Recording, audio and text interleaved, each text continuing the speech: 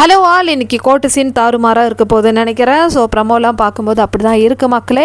Vinod versus ஆதரை தான் வந்து வினோதுக்கு எதிராக வந்து கேஸ் கொடுத்துருக்காங்க. இதில் வினோதுக்கு சப்போர்ட் பண்ணுறதுக்கு, அதாவது வினோதோட லாயராக வந்து விக்ரம் வராரு. அதே மாதிரி ஆதரைக்கு வந்து சிங்சா அரோரா வராங்க.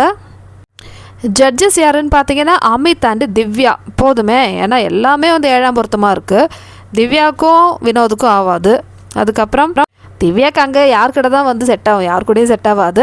இதில் வேற கோட்டை என்னமோ வந்து வினோதுக்கும் ஆதராக்கு தான். இதுக்கு எதுக்கு பாரு அம்புக்கு இழுக்கணும்? பாரு நீங்கள் வந்து சும்மா இருங்க அந்த மாதிரி வந்து சொல்கிறாங்க.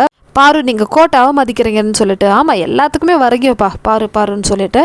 ஸோ இந்த திவ்யா வந்து எப்போவுமே வந்து ஒரு பர்சனல் வெஞ்சன்ஸ் வச்சு தான் வந்து இந்த பாருக்கிட்ட பிஹேவ் பண்ணுவாங்க. எந்த விஷயத்துலையும் சரி.